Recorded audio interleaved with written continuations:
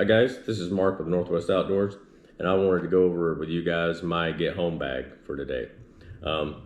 Before I even go over this, I'm just gonna let you know I don't have a sidearm, mainly because I have a CCW, but mainly because I drive a service truck for another company, and it's frowned upon to actually carry a sidearm. So is it legal in this state? Yes, it is, but it's not legal with my company, and been there 25 years and like it and want to keep my job. So stay tuned, and I'll be right back with you with all of the details. Okay, well, first up, guys, the pack that I pack it in, it's not a tactical bag by no stretch of imagination. It's actually held up pretty good. It's called it's a CamelBak. It's the Rim Runner 22. It's a 19.5 liter pack. It's got this cool outside pack that I normally stick my fishing kit and my fishing equipment in. Right up here, I normally keep all of my cordage. Inside here, in the big pouch is where I keep my tarps, my things like that. It's pretty deep. The bigger items, I guess. On the outside, I carry a stainless steel water bottle with a titanium nesting cup and lid. And then on the other side is where I keep my knife, and it anchors up pretty good here. Then it has these two small pockets up here, these shoulder pockets, which I left it in here. So you can see I carry my headlamp with some extra batteries. On the other side, I carry my neck knife, and it seems to work out really, really well for me. The total weight of this is 22 pounds, and that's with full Nalgene, or no, sorry, full stainless steel cup there. Okay. All right. So first of all, we'll just go ahead and start with my shelter setup. This is to get me home, right? It's not to stay out in the woods for the next 35 days. It's to maybe 2 to 3 days of walking to get me back. This is a Free Soldier 12 by 12 tarp. It's a pretty awesome tarp. I've used it a few times and I've never been wet in it. Coupled together with this Titan emergency sleeping bag. Have not used that, have not tested it, have no idea what it is. Up here in Washington State, the weather is touchy, to say the least. So I've got a beanie and a schmog. That's, with the smoke that we've had up here, the schmog will come in handy. And with the cold, wet, rainy weather coming up this year, that right there will help keep me dry and warm. Right here, I've got some of this Survivor cord. Have not used it. I've taken it out of the pack and looked at it. It looks pretty cool. I'll probably be taking out and maybe even review this once or twice and see what I think about it. I also have some number 36 bank line, and don't know how much is there. I'd say probably about 40 feet-ish for all of my charging abilities for my, because I hope that, if I have to get home, that I hope that everything is still up and going, so I'll be able to charge all of my electronics from this. This thing is awesome. I've ran it totally dead when I was in California, put it in the window, and it charged 100% in probably like 2 hours. So I was pretty impressed with that. Next is it's hard to do with one hand, my compass. It's a Cento compass. As you can see, has the mirror. I really like this compass. It's the nicest compass I've ever had. I'm used to old military compasses, so this one right here is definitely an upgrade. With some pace beads, or some people call them Ranger beads. I've always just called them pace beads, but pace beads, Ranger beads, what some people call them. Have a few knives here. One is this, it's a MSK 2.5.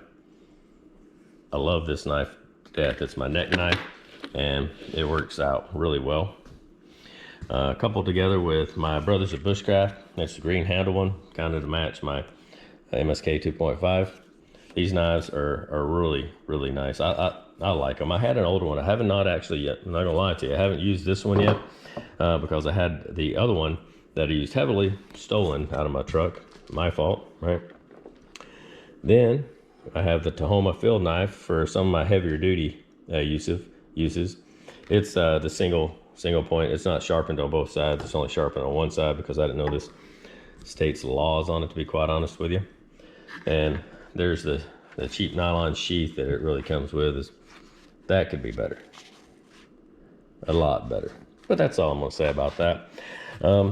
I do, however, like the pouch that's on the front of it, because it's able to nest, if you will. I guess this little survival kit that I made up.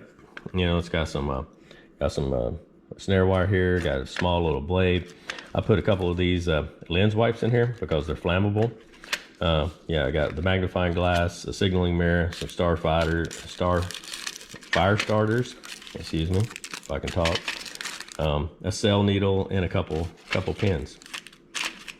Also, in that, on the side, I just put this right here. You know, it slips down in the side, and say like this here. I slipped this, got a little saw. Saw's really nice, got a can opener. And I use this can opener all the freaking time.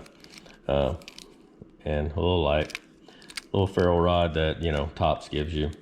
I've broken pretty much all of these that they gave us. I noticed on the Brothers of Bushcraft, they actually, it's one piece ferrule rod now. It's not it doesn't have, yeah, see, it's like a one piece ferrule rod. It's no longer those with the, what you call it in there. I have a Leatherman charge that sticks right on the side. And that's, well, also with my silky pocket boy, that's my cutting tools. I always have some cut resistant gloves in there. I'm kind of brainwashed by my company about that, but hey, it seems to work. Works for me. I have my Sawyer Mini with the collapsible squeezable cap, and I like that. Have not used this one. I'm trying not to use this one, but I have used others and they seem to work. I've never gotten sick, so hey, that's a good thing, right? I have a clean canteen, stainless steel, single walled stainless steel bottle, and I found this on Amazon. It is a Pariah, I guess, and you know, 750 milliliters titanium, came with the top. I got a you know, just a paper towel stuck in there, mainly because for sound, so it doesn't rattle back and forth. It kind of makes it fit pretty snugly. I have a Solo stove. Now in this Solo stove, I have the lid. Let me set you down here.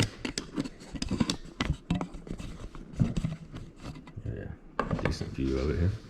Have the lid, and it comes with the stainless steel cup.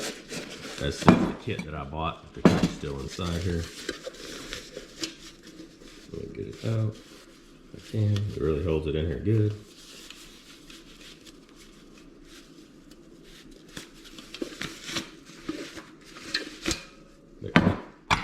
The lid. What I do with this is I use the Solo alcohol stove.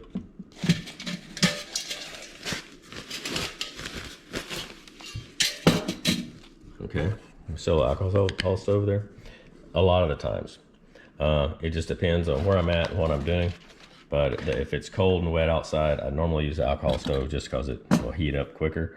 But if you look down in here, I've had one little addition to that. All that is a drain screen, stainless steel.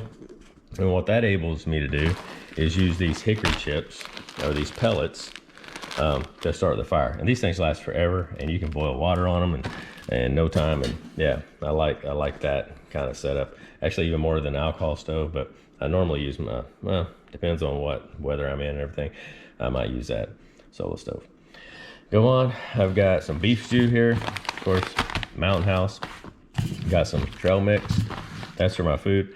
Like I said, I'm not looking to spend months out in the, or weeks out in the bush or anything. I'm just trying to get home. I could be anywhere from, you know, honestly, 80 miles away to no, 10 miles away. So as long as I can get home on this, I can do what I can. Now, if, of course, I'm 80 miles away, I may have to start adapting a little bit. I got this big ferro rod, a big magnesium block, some more fire starter. Inside here is cotton balls, just because I like it. I've got a flint and steel inside here, and it comes with one of those bellows to start up the fire. I still need to make some char cloth down there. Something I just recently got, I will probably be reviewing, is this K-bar. It's a fishing rod. It holds all the fishing stuff in here. You can hear it. It's got a few sinkers, just a couple, few small hooks, some like I said, sinkers, a couple lures, and all of that. But inside here is my big fishing kit, you know, to kind of accommodate that.